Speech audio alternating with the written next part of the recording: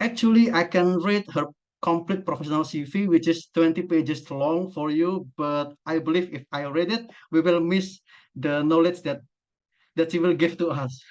So without further ado, Dr. Laura and Winter, please welcome, and the time and screen is yours. So I will make you as a co-host then.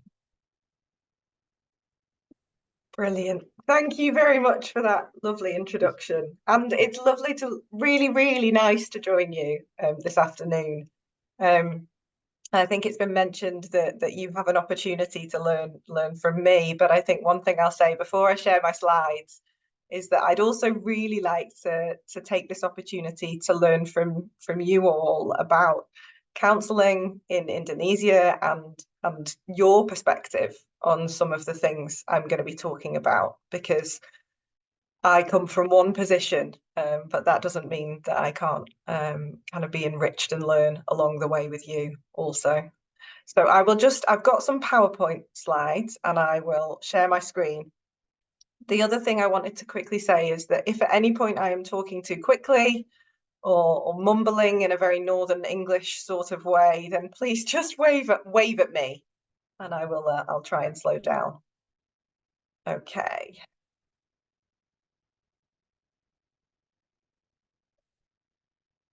There we go.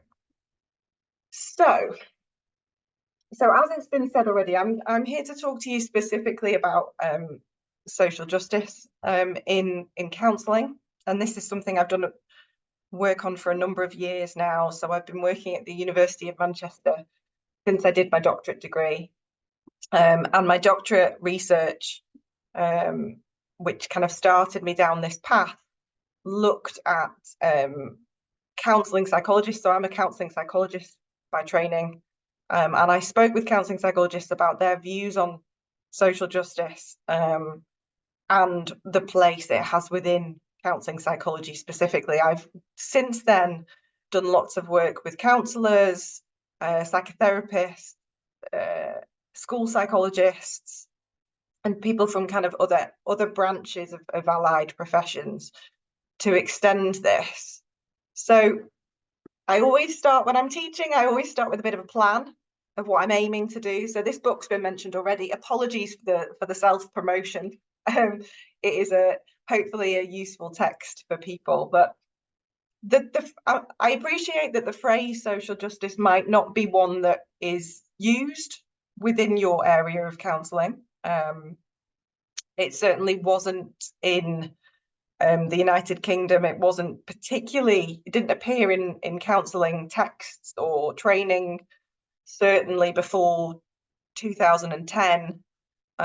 It wasn't something that people really talked about. So it might be a phrase that's completely new to you, and you might be thinking, what is she talking about? So we're going to start with looking at what social justice is.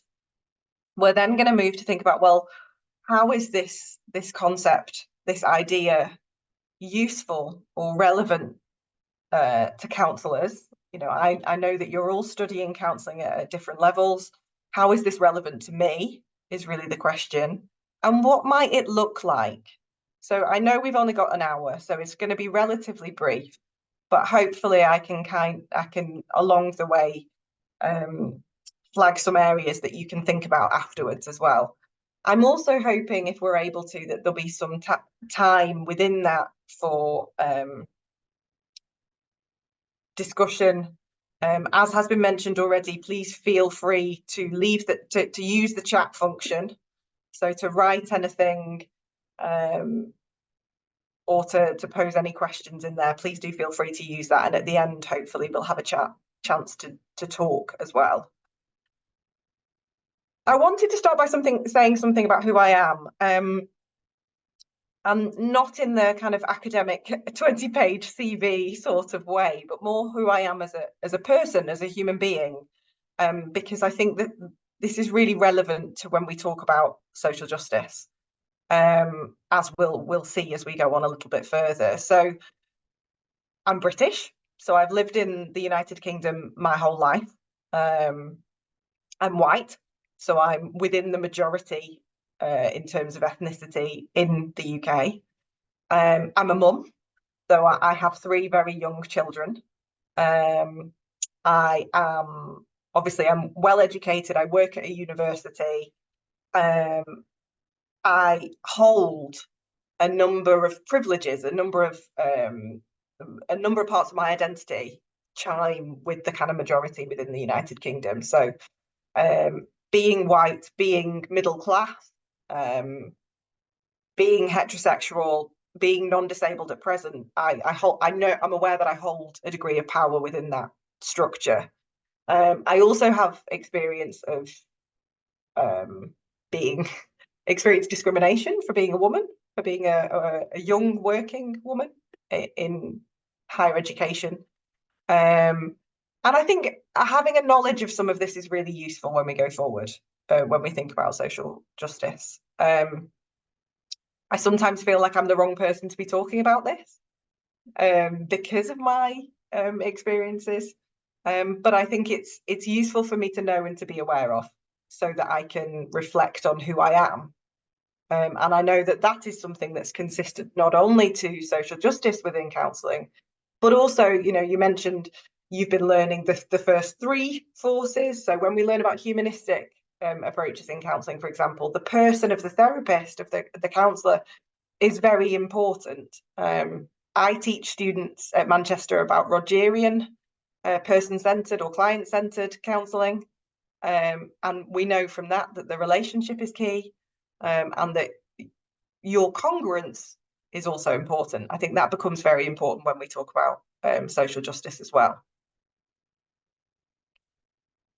So I wanted to start just by asking you what you think social justice might mean. You might have no idea, that's okay too.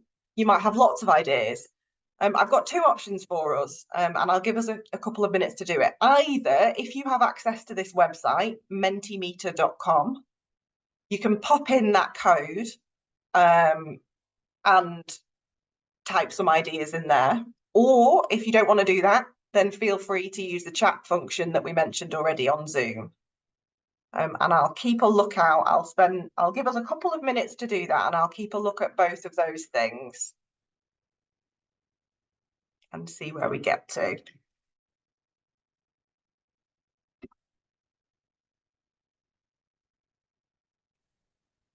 Oke, bisa silakan untuk mahasiswa masuk ke Mentimeter biar lebih seru, atau mungkin ke chatbox saja.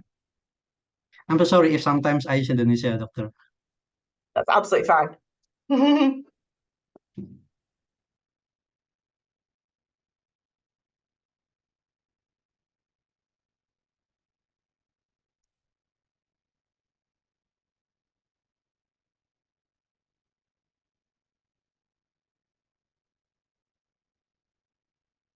Advocacy and empowerment is our first one. That's brilliant.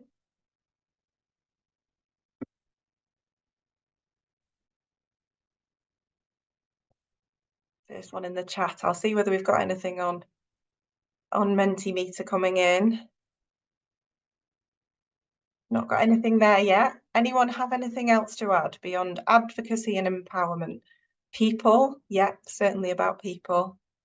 That's the social part of the word. We've got equality, fantastic.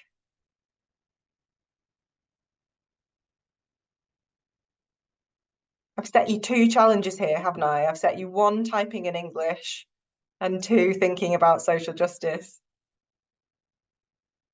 But we've got some excellent words there. And I'm going to be talking about all of those actually in the presentation that follows, talking about equality, talking about empowerment and advocacy. Fantastic. Everyone. Advocacy again, fantastic.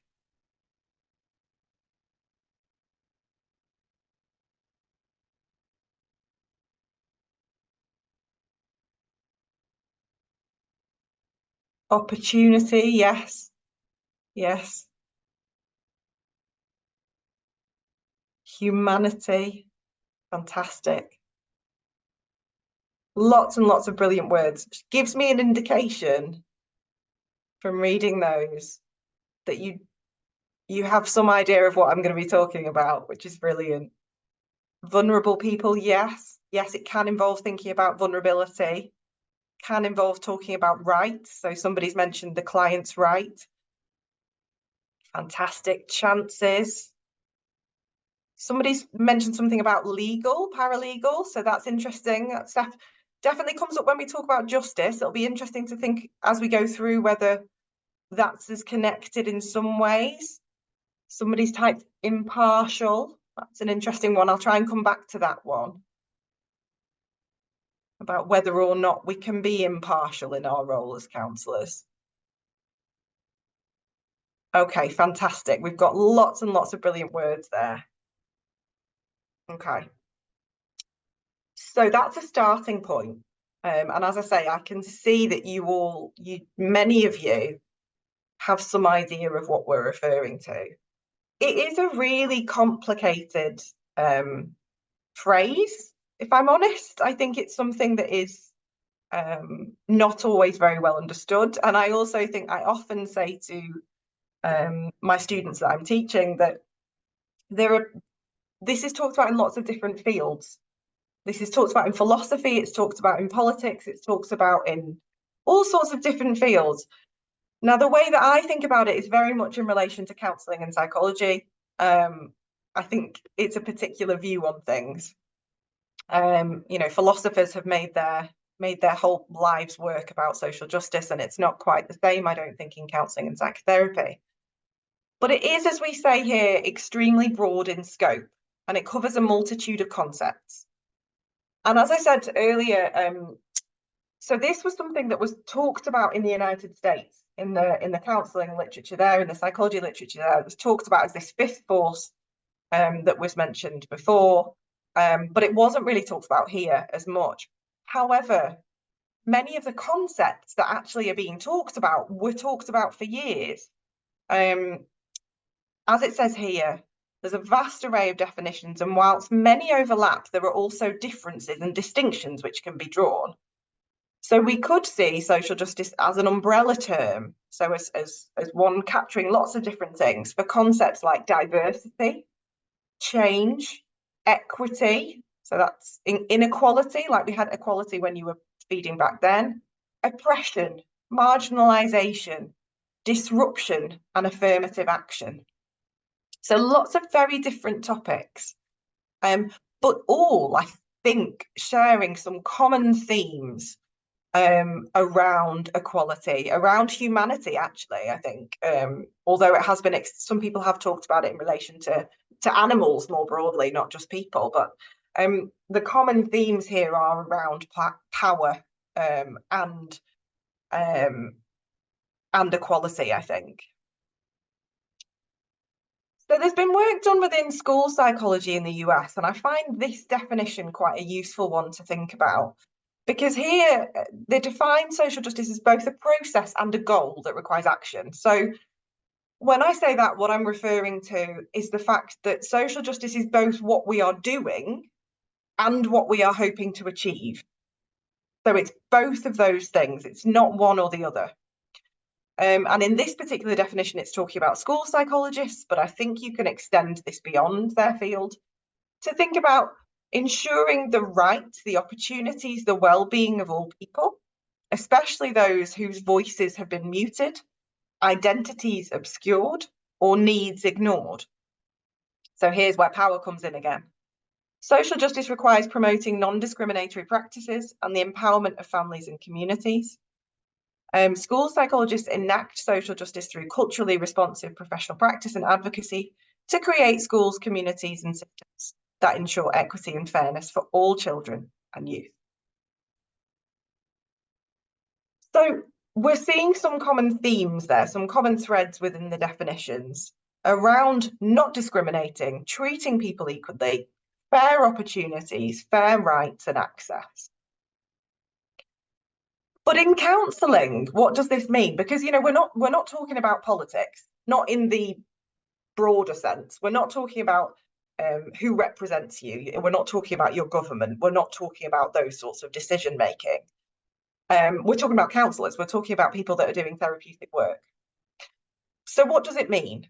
It's an acknowledgement that the work we do occurs within a broader system. That's as simple as it is.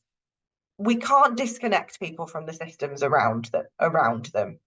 And therefore, we need to bear that in mind. We need to remember and think about this in our work. So we can't disconnect people from those systems in which they're embedded within. And that's important for us going forward. Now, there's a really interesting point for me here, thinking about a critical psychology perspective, because much of this idea of social justice is rooted within a critical psychology understanding. And by that, I mean that traditional Western psychology, which is much more individualized than global psychology, I think. So globally, counselling has less of an emphasis than perhaps in the West, but the focus has been on the individual. So it's been on this particular person in front of me. So in my practice, in my therapeutic work as a counselling psychologist, I would see individuals within the National Health Service within the UK. They would come to me and they would meet with me for 1 hour in their week as an individual person. And it would be very easy for me to simply just focus on them. So focus on them separate from their broader social context. I could focus on their internal thoughts, their internal feelings, their reactions. Now, some approaches have sometimes referred to the immediate environment around the individual. So, for example, the family, the relationships, the past, the present. Mostly we still see the person as that you can separate them off from that. And by that, I mean that, for example, if I take another example from one of those three first forces that were mentioned before, in cognitive behaviour therapy, we often will look at the environmental reasons and the environmental explanations for someone's thoughts, their feelings, their behaviour, and include that within our understanding of the problem and how we're going to work on it. But then we look at how we can make change on an individual level. So we might understand that an individual's experience of low mood relates to the fact that they are experiencing discrimination based on their faith, their religion, say. Maybe that we know that in their work setting, they are experiencing discrimination because of that. What we then don't want to do is go into to look at them and think, okay, well, we can just kind of put that to one side and we can look at how to make them think better and feel better and behave better, and separate them off from that experience. So collectivist views often also see the family as obviously part of the social context, part of the individual, inseparable from that. But we do still often separate those broader social and political factors. Whereas critical psychology views the individual as inseparable from their social and political context. So rather than seeing the individual in front of us in the counselling room as just that, an individual separate from their environment, or a family inseparable from their environment, a social justice approach, in contrast, takes from critical psychology and sees wellness, well-being, or mental health, whatever you want to frame that as, not only as relating to individual intrapersonal factors, but to interpersonal, social, and political factors too. All of those things. And again, when I use political in this, I'm not talking about government. I'm not talking about elected representatives or anything like that. I'm talking about power on an individual kind of interaction. This quote is taken from a really useful book that looks at social justice counselling. It is from a North American context, and as you can see, it's slightly older than some of the work that we've done here in the UK. But I think it's quite a useful quote to illustrate some of which I'm talking about in terms of the problems with those first three forces that were mentioned before, the problems with psychoanalytic, behavioural and cognitive approaches and humanistic approaches. Reducing the problem to simply an intrapsychic or isolated personal issue without consideration of the larger systemic issues, maybe in one sense band-aiding a presenting problem. So we might be fixing them up, but not sorting the underlying problem. This results in a short-term solution at the expense of addressing deeper-rooted social issues, subsequently running the risk of insidiously perpetuating the circumstances that created the problem in the first place.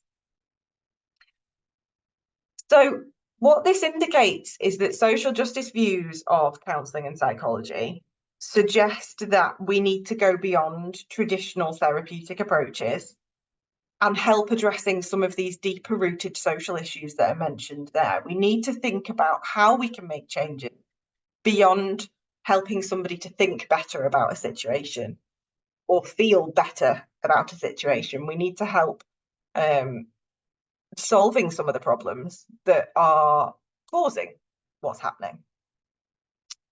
Does that make sense up to this point? Does anybody have any questions up to this point? If you do, please pop them in the chat. I don't know if you can raise your hand and unmute yourself, but maybe at this point before we move on, it's a useful time to see if anybody has any questions about how we understand what social justice in counselling is.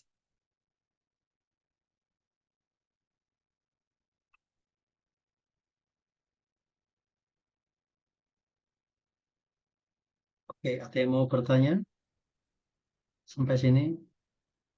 If there's no questions, that's absolutely fine. There's no pressure, but I do want to give people the opportunity to ask questions if you have them as we go through.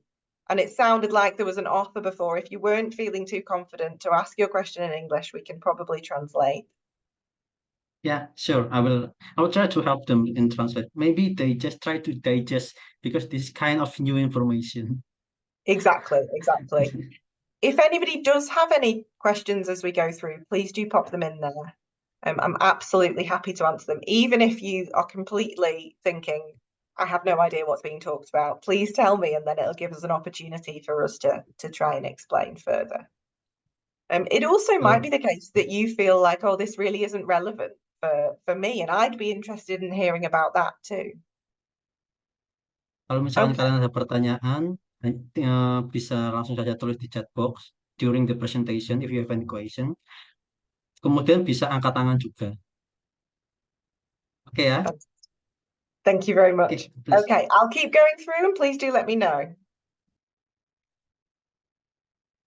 So I don't know whether this is something that you might come across in terms of your learning, but Bronfenbrenner was writing a long time ago, so he's writing in the 70s about the individual in context, and I think it's quite useful to think about this. Unfortunately, the image I've got does have an individual in the middle rather than a family, but it does give you the idea. Oh, we've got a question. Fantastic. Okay. Is it Ria? Have I said that correctly? Do you want to ask your question, Ria?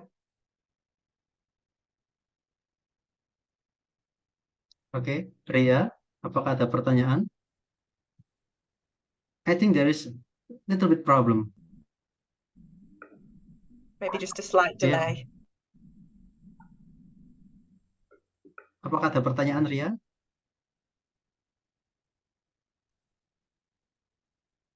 Oh, I think it's okay, Ria. Please, if you have any. Is it the connection? Maybe. Yeah, maybe lagging. Okay, well, I'll keep going, and Ria, if your connection improves, then we can ask the question in a moment or two. So what this diagram's doing is showing this embeddedness that I was wanting to highlight before. So the fact that we don't want to lose sight of this. It might not change what you're doing with your client, but it's an awareness that could change what you're doing with your client. So your client in the middle, so the individual that you're working with, or as I say, you could think about them as the individual and their family, for example. So they're very, very close network. Beyond that, you've got this microsystem. So you've got neighbors, you've got friends, you've got the kind of the initial systems around them. beyond that, you've got things like your extended family, this is where kind of like the influence of local governments might come in, or media. Technology is something that doesn't appear here, but certainly would be relevant. In the macro system, you've got the economic system, you've got social norms, you've got culture. And the chrono system, that's the passage of time, how this influences the person that we're working with. So it's really about seeing the individual as embedded within this, rather than as somebody that we can neatly pluck out that center. So the red circle in the middle, it isn't something that we can kind of pluck them out and forget about this. It's really about seeing the individual rather than as somebody that we can kind of pluck them out and forget about this. Got some feedback. I don't know whether that's because somebody's not muted anymore. I'll try and keep going. Let me see. So this is then some research. So again, some of what I'm doing in my role, in my work, is looking at conducting research which illustrates some of this. And some of the examples we have, and they're very UK focused, but I'm imagining that there are similar ones that we can pull out from an Indonesian context, where we can see that the environment directly impacts somebody's individual well-being.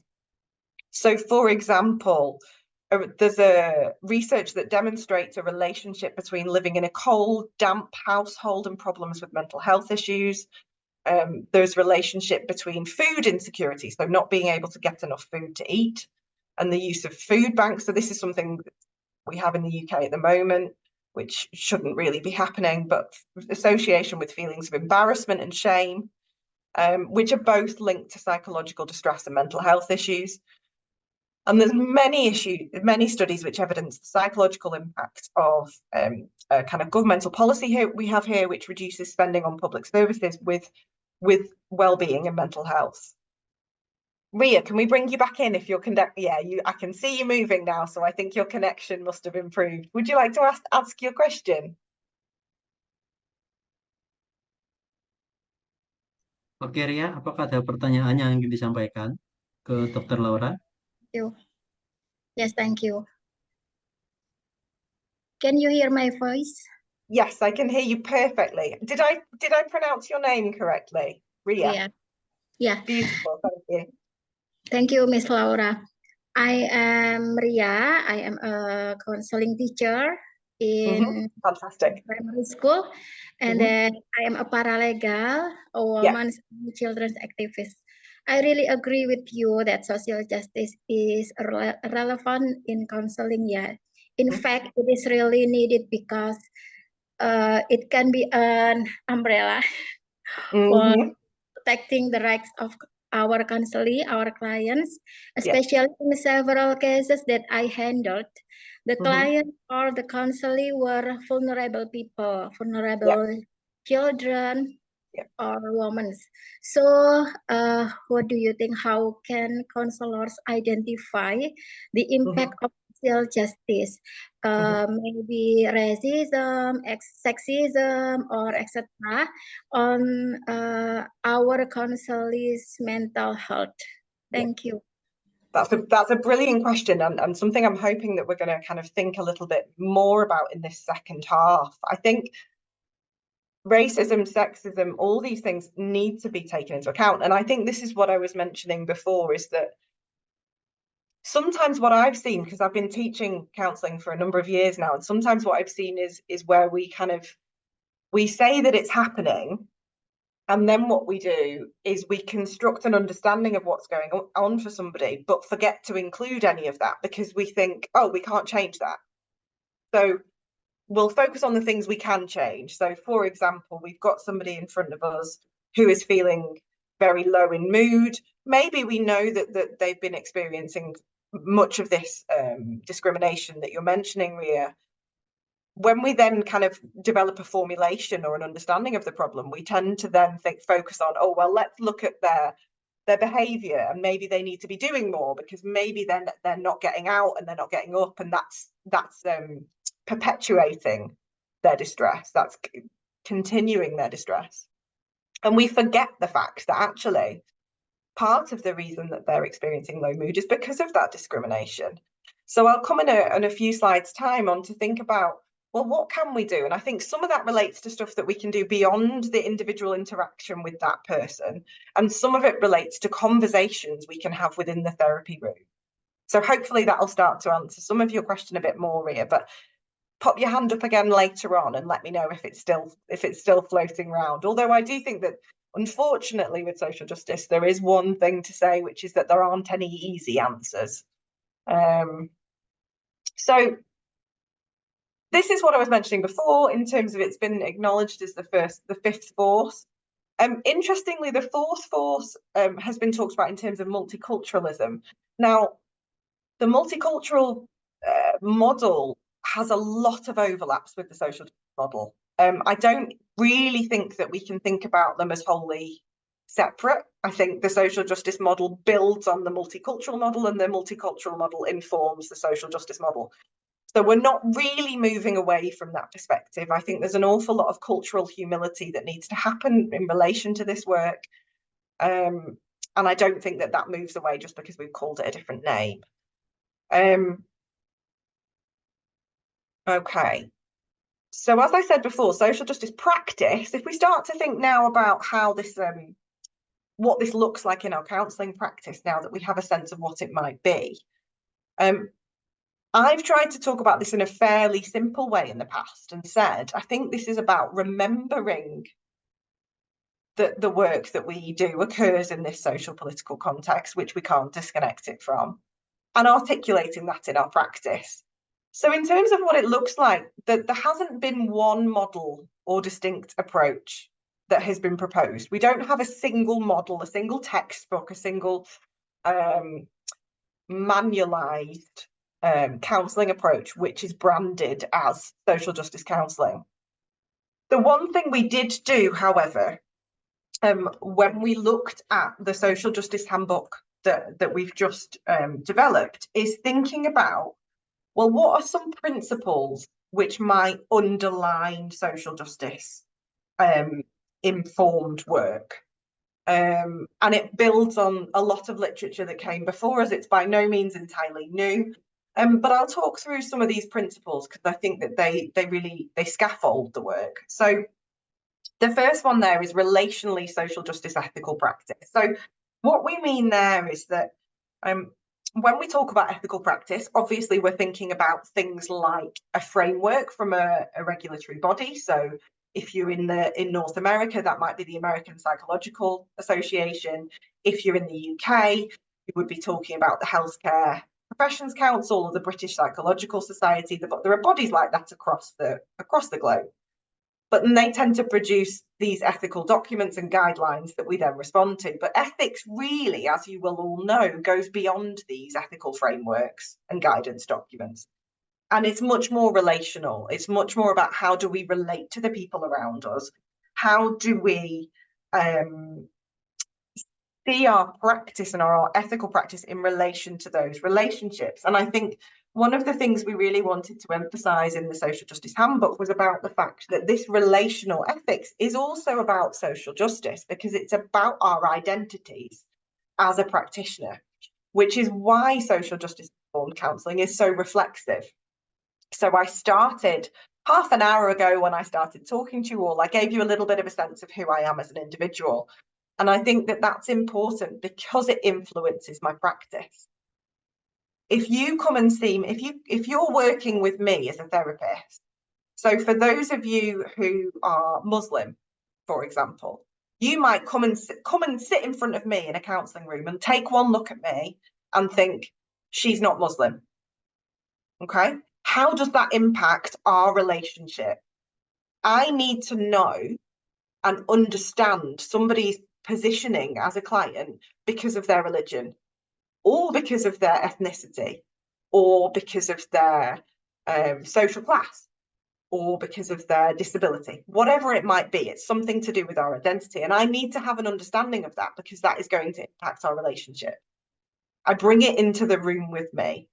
So I think one of the words that got mentioned at the start was about not influencing. I would see everything we do in therapy as being relational. And the social justice element to me takes that to think about our own histories, our identities, our socio-political context that position us as the therapist, and the relational space between me as the client or the counselee. So our understanding of relational ethics needs to be grounded in an understanding of social justice, because social justice values shape and inform our relational ethical decision making. The second principle that we talked about was about being transformative. So what we mean here is that we are promoting well-being and wellness, and we are seeing our work as having the potential to promote wellness rather than just alleviate distress. So this isn't just about fixing a problem in front of us, it's about enhancing well-being. It's about going beyond solely alleviating stress. And the final one is politically informed, and it's framed as that because I think critics of social justice have said, oh, well, this is an intrusion, an intrusion of politics and political attitude beliefs into the therapy movement. We need to be neutral. Now, it's not about that in my mind. Social justice isn't about telling somebody what they should think. It's not about having a view that you are right on political issues. But it is about understanding that our personal positionings and our personal experiences of well-being and distress are situated. So back to this Bronfenbrenner context that I mentioned a few slides ago. So we are situated in these systems. Now, that doesn't mean that we are politicians, and it doesn't mean that it's our job to get involved in politics, but it does mean understanding that what we're doing is sometimes constrained and shaped by the systems. So, for example, if there is a social climate that is pushing in a particular direction, that's going to come through in the therapy room, whether we want it to or not. Kind of as Ria was saying before, in terms of the clients that they're working with, we can see that sexism, that racism, that all these isms might influence us. How does that come into the room? So how is the social justice practice then politically informed? I think, well, one of the ways is that acknowledging it, is not ignoring it. It's not pretending that we are neutral and that we can push all of that out of the room. We're not asking people direct questions necessarily, but it's about everyday circumstances that are shaped by these power differentiations. And therefore, we're not creating an artificial divide between politics and therapy. When we are coming up with our understanding of what's going on with somebody in front of us, if you're kind of doing a psychological formulation, it's remembering this. We're not reducing all problems to social and political problems. Some problems are not that at all. We're not making that automatic assumption, but we're also not pushing it away. And these principles then come into our practice in lots of different shapes, lots of different ways. And there's no one blueprint or method. But we might think about collaboration. So a lot of counselling literature talks about working with clients collaboratively because it improves outcomes. Now, I would say another reason to do that is because it is more consistent with these values of equality and power sharing that I talked about right at the start. So collaboration with your client rather than taking an expert position becomes really important. I'm going to talk about cultural conversations in a moment, but the idea of a word that I dislike in the literature is called broaching, but essentially about deliberately engaging in explicit discussions in therapy and vision, or an openness or a willingness to explore different. So a willingness to say, okay, well, I'm a woman in this society and my client is a man in this society. What does that mean in relation to both of us? And a willingness and an openness to think about that. It's also about being reflexive, as I've mentioned. It's about curiosity, openness, and dealing with any kind of ruptures in the therapeutic relationship that might come about in relation to this. So, for example, if we take the example of religion and religious difference again, if I don't understand that somebody is fasting and that is having an impact on their life at that point, and I kind of say something quite flippant about it, that might create a rupture in the therapeutic relationship. Whereas if I'm curious, if I'm open, if I'm aware, I can have that discussion and understand the differences between me and my client and how that they might impact the way that we're talking and how their identity is shaped by some of that. So there have been various kind of lists of guidance, lists of actions in the literature in terms of how we might engage with social justice in our roles, and some of them sound more a step away from those traditional first three forces that we were talking about before than others. So this list from Goodman and colleagues with these six principles of ongoing self-examination, sharing power, giving voice, facilitating consciousness raising, building on strengths, and leaving clients with the tools for social change. Some of them go beyond the therapy room. So some of them are about counsellors engaging with social justice action beyond things. So trying to challenge sexism, racism within society. But some people would say that's stepping beyond our roles. And there's a bit of a debate in the literature about that. I don't think there is an agreed position on that. But we also see writing which talks about the importance of how social justice comes into counselling relationships. So this particular quote, the author notes that the heightened focus on addressing issues outside the consulting room is a welcome development because it emphasises the substantive nature of social obstacles to mental health, which is an important counterpart to the prevalent view of psychological distress as the expression of individual deficit. However, at the same time, decisions related to social justice also transpire within face-to-face dialogue with clients. Justice and injustice are always playing out in social interactions. This occurs in the legislative and political arenas where rights are recorded or resources allocated, and also in one-on-one conversations where identities are shaped through meaning making. So what I'm trying to illustrate here is the fact that, yes, sometimes social justice in counselling is encouraging us to go beyond traditional therapy, and some people would say we need to do more of this work beyond the therapy room.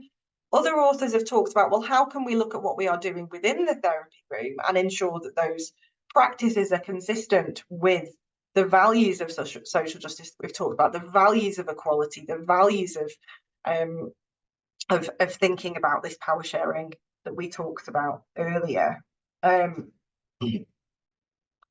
So the example I mentioned I'd come back to around this word broaching that I don't really like. Essentially, this relates to having cultural conversations in the therapy room, to directly talking about any areas of difference, any areas of identity that shape our understanding of ourselves and the world. Now, there's been I think a problem within Western counselling and psychology, which is something I've been challenging for a number of years about. When counselling and counselling authors wrote about diversity and they wrote about difference, there was an implicit assumption that the other was different, so the client was different, and the counsellor was not. And I think that that's always been a bit of a problem within the literature, and I think that's a problem of who is writing and who is researching and who is publishing, and where the knowledge is coming from. So instead, we need to think about, we are all different and we are all diverse, and the acknowledgement of that needs to be situated within the social context. So Cardamil and Battle here talk about how do we have these conversations in therapy, and they point out that we need to suspend some of our preconceptions about client and their family. Remember, social identities aren't always obvious. So you might not know some elements of my social identity, and it might not be immediately obvious. You do need to recognise those individual differences when they come up, so either when they are noticed or when they are mentioned directly. And you do need to think about how these differences between you and your client might impact therapy. So it might be that you have a completely different understanding of what mental health is. because of your positioning. It might be that you have a very different idea of the self, or family, or very different communication styles. So it might be that you need to think about how you adapt what you're doing, whether it be the way that you're talking, whether it be the way that your room is. It might be something, if there are disability factors and there's issues around lighting, or there's issues around noise, in terms of neurodiversity, perhaps. It's thinking about making those adaptations and acknowledging that power, privilege, and isms that we mentioned before might affect your interactions with your clients. Now, one of the things that I quite like is the bottom 2 points here, because it emphasizes the reflexivity. So firstly, when in doubt, err on the side of discussion. So what that really means is sometimes people don't want to talk about these things because they feel uncomfortable, because they feel like it might upset someone, or they might say the wrong thing, they might make a mistake. Now, we all make mistakes. I could have made a mistake in the last 40 minutes. We all say the wrong thing sometimes, but erring on the side of discussion means me being open to having those conversations and ensuring that you're not saying something by not saying something, because sometimes when we choose not to mention something, that still is communicating a message to your client. If you don't mention a difference, then that can be making a big communication, a loud communication, even through its quietness. And the final one is keep learning. So remain open to learning, to development, to change, to being wrong, and to finding out more. Another development that we've seen in the UK, and this is just one example, is work around the power threat meaning framework. So this is, again, challenging this traditional, I think, idea, at least in the UK, around shifting from what is wrong with you to thinking about, well, what's happened to you? How is power operating in your life? How did whatever happen affect you? So rather than what's wrong with you and how can I fix you? How did you make sense of what happened? What did you have to do to survive? And what's your story? So it's historically in certainly in psychology, but I think also within counselling to a degree, there's been a deficit model that I think I've mentioned already around what is wrong with somebody and diagnosing a problem. Whereas this shift is really about thinking, well, what's happened? This isn't a fault of you as an individual. This is the situation that has occurred that's left you feeling in this way. So it's much less blaming, and it's much more acknowledging of the various power dynamics that are occurring. Okay, so I've talked at you quite a lot now. And what I was hoping to do, I don't know if we have the possibility of opening breakout rooms, but I wondered whether people might be able to talk to each other just in small groups about how they feel about social justice and whether or not for them it feels relevant. Okay, actually, we can make a breakout room. Fantastic. Okay, I'm going to stop my share at that point. And if we could just put people in breakout rooms of maybe kind of 5 people or something like that, and then they can have, I want you to feel comfortable essentially to talk to each other about what you've heard and whether or not it's making sense. And that might leave you then, if we spend 5 minutes on that, it might leave people with having formulated any questions that they might be left with. Okay. So I will open a breakout room for 5 people each, right? For the breakout room. Thank you. Okay, Cahyo, can you help me to open the breakout room? So how many people that we have? How many individuals in here? 98. So it could be 20. Yeah, perfect. Yeah, 20. And I'll stay in this big room so that I'm not making anyone feel uncomfortable by joining them. But if we let people chat for maybe 5 minutes and then come back together as a big group after that, and see if anyone has any questions. Okay, thank you, Dr. Laura. So Jadi yang harus kalian lakukan adalah nanti akan dibukakan 20 breakout room oleh Cahyo, and then you enter the room and try to discuss anything related to social justice and counseling. I will try to allow participant to unmute. Okay, so problem solved. Maybe you can unmute yourself. There we go. Thank you. Should we close the breakout rooms and get everyone back in the same space? I think yeah. So Cahyo, are you here? Can you try to close the breakout room? I think I don't have permissions to close them, so. Yeah.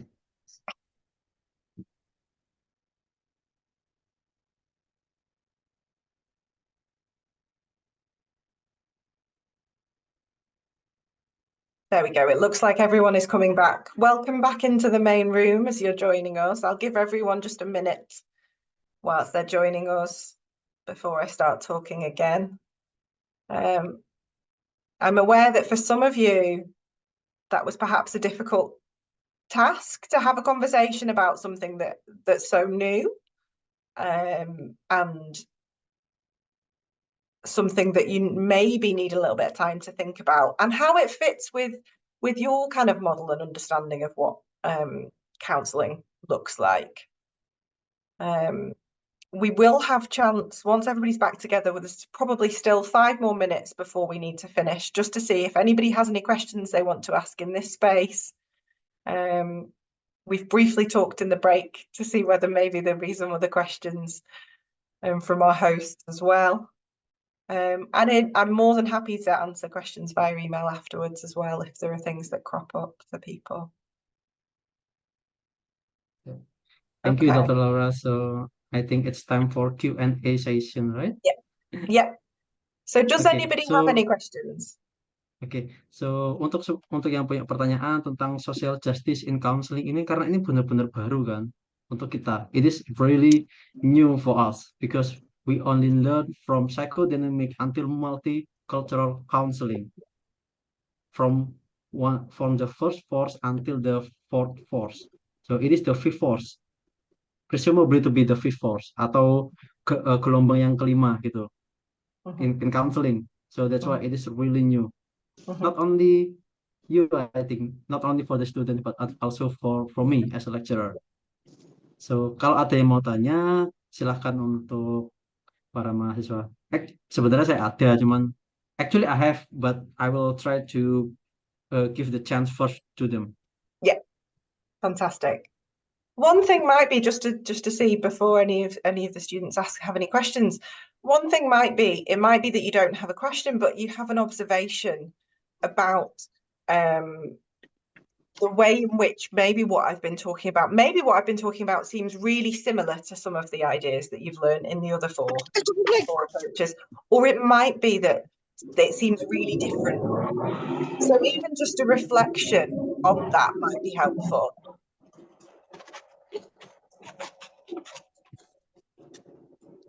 Okay.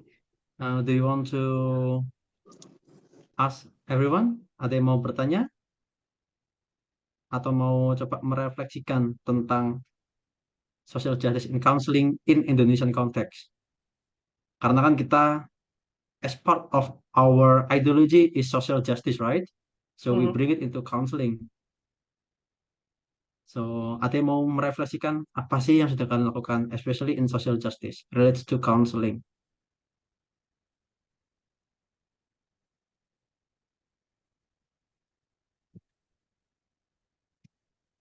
Maybe if you're not confident with your English, just try to write in the chat box first, and if you are already confident, just speak it. I will try to help you. Maybe you can try to communicate in bahasa Indonesia first. That will be fine. Just try to reflect. Just try to put your point of view in social justice in counseling in Indonesian context. Okay, anyone? Would you like to ask a question? I think they are confusing right now. I'm so sorry about it. Okay.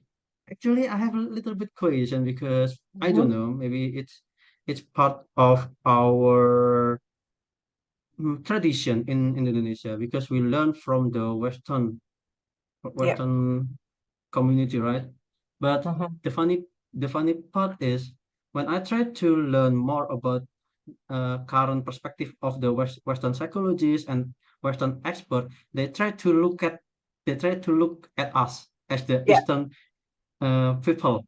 They Yeah. try to, for example, mindfulness. They try to bring Yeah. the Buddhism, Yeah. ritual to be in psychology and counseling and so on. And here in Yeah. social justice in counseling, especially, it's part of our life. But the funny thing is that when we try to learn, as Indonesian, we are really reluctant to learn in our own perspective. We think that we Yes. are advanced if we get it from the Western Yes. community in the Western ideas. So Mhm. how do you think about it? I mean, I think that's a brilliant observation. I think that's a really important observation because I think some of some of what social justice or social justice approaches in counselling are doing is challenging this idea that white, Western, educated, industrialized societies, people, ideas are necessarily better. So some of it, you're quite right, is challenging that idea and instead saying, well, what can we take from taking a global perspective? Now, I don't think it's just that, because I think in any society, collective or individualistic, there can be a tendency to ignore might be a bit strong, but to neglect thinking about the way that discrimination and the value that we place on different parts of difference really can impact our well-being. And there's been, I think, because of the kind of association between well-being and not just a kind of medical understanding, but even a religious understanding, or even a kind of, well, those sorts of approaches, I think, often make it about the individual and something that's wrong with the individual. And I think what we're doing here now is thinking about, well, how could our society be improved? How can we work towards improving society to support individuals and their mental health better? So none of these things are separate. None of them are things that we can be divided. And I think your observation about something like mindfulness is brilliant, because there is a tendency to be now looking at things and going, oh, actually, that's really useful. Well, of course it's useful. There are lots of people that have known it's been useful for a very long time. So, but I think what we need to be cautious about doing is then making mindfulness, or whatever it might be, making some sort of social change different, taking it out of its context. Because if we take the mindfulness example, you take mindfulness out of Buddhism and it becomes something that hasn't got the same sense of meaning anymore. And the same can be true for lots of things within social justice. Oh, I'm aware of time, but I've also seen that somebody, Riska, has asked to share a reflection about implementing social justice as a school counsellor in a school. And I think that sounds like a really, really good suggestion to end on, if that's okay. Okay. Can you hear my voice clearly? Yes, perfect. Thank you. Okay, thank you. I will try to share my reflection. As Mr. Afif said, that this is kind of new for me as well. Maybe, I don't know, is it already implement social justice or not? But based on my understanding, when I conduct counseling without discriminating based on my students' background and serve them according to the duties, my duties as a school counselor, I'm already practicing social justice. Am I right? I think potentially, but I think one thing that sometimes we do is we don't pay enough attention to the individual differences. So I think there's a difference between treating people equally I see. and paying attention to individual needs. So the difference between equality, where everyone is treated exactly the same, versus equity, where we're paying attention. So for example, in a school, it might be that you have some students who are disabled or have additional needs in some way, and maybe we need to pay attention to that, and we need to see what in their social environment is disabling them. So that's I a see. social model, and so it might be that you do something different in their case, but that is the fairest I way see. of being. Do you see what I mean? So it's not simply about treating everyone the same, it's about paying attention to those structural barriers sometimes that are getting in the way. I see. Maybe if I prepare some program for my student who has disability, that will be, I'm already practicing this social justice. Am I right? Yes, I think you certainly could be. Yes. Okay. Dr. Laura, I have a question for you. Am I allowed to ask here now? I think so, unless Okay. we need to wrap up. I think we probably need to finish in a couple of minutes, but I think I'm happy to answer another question. It's good that people ask questions. Okay. Maybe we would like to hear from you about your experience, how to improve good communication skill and manage empathy if we want to implement this social justice in our environment. Actually, I'm a school counselor in vocational high school 5 in Surabaya, and I am also a postgraduate student in UNESA. Brilliant. As well. So I would like to hear from you, based on your experience, how to improve our communication skill and manage our empathy if we want to implement this social justice in the right and good way. Thank you. That's a really good question. I think one thing to think about is paying attention again to those differences. So for example, I might need to kind of think quite carefully in terms of an empathic point of view and a kind of ethno-cultural kind of empathy. I probably need to really engage with what it's like to walk in somebody else's shoes, if you like, in a different way if there are more of these kind of social and political differences between us. So if you're working in a school and your client is transgender or is from a different religious background, and I mean we need to think about an intersectional point of view. So one thing I didn't mention because of time was intersectionality, but that's looking at the different axes of difference and the different elements of identity and how they might interact.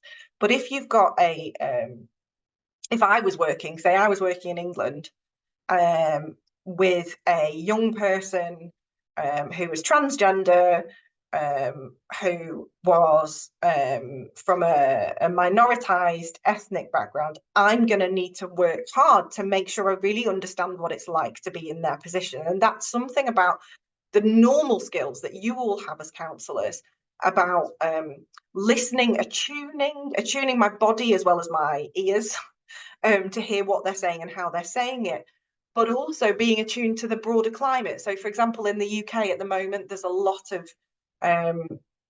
of discourse in the media about being transgender. There's a lot of conversations about what that means. And I think those things happening in the social and political climate influence the individual you're working with. So I need to be attuned to that in the conversation that I'm having with somebody. Okay, I've just spotted another question that's popped in the chat, which says, in my opinion, I totally agreed with Ms. Risker, because as an undergraduate student, my lecturer gives me ideas like multicultural counselling, maybe that can be a mini reflection about the implications of social justice in school. Yeah, I mean, there's a lot of overlap between the multicultural model and the social justice model, I think I would see it as a small step. You know, we might have, if you link about those forces, then you might have a much bigger step from the humanistic to the multicultural than to from the multicultural to the social justice. I think the social justice bit for me, I think sometimes the multicultural literature can be a little bit like saying we need to have internally, we need to learn a lot of skills and competencies to work with lots of different people from lots of different backgrounds.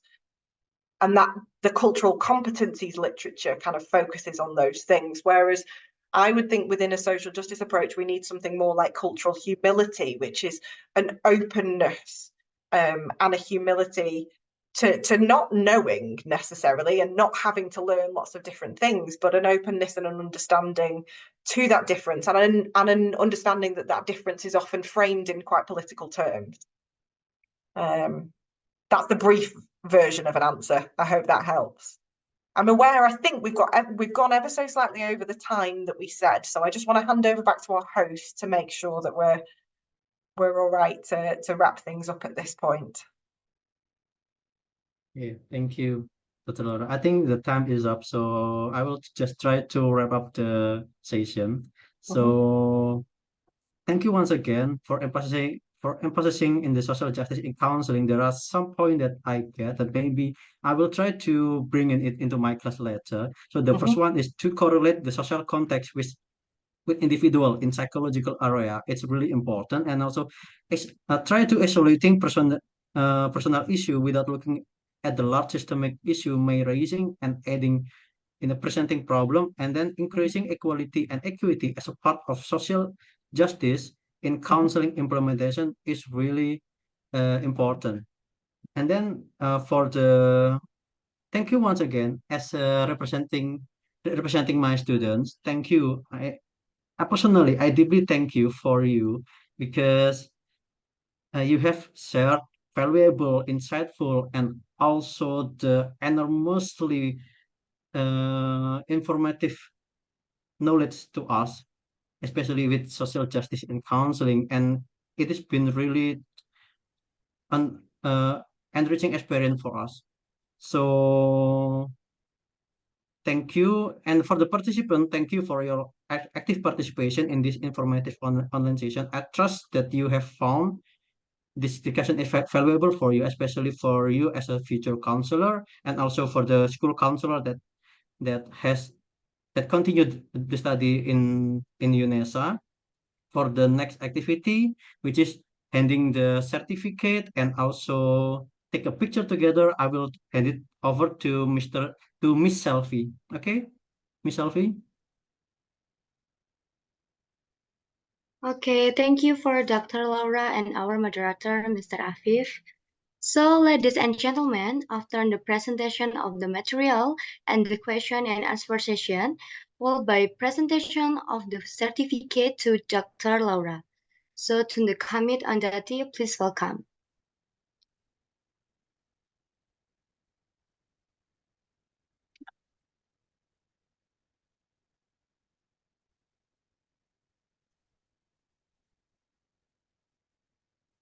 Thank you very much. That's brilliant.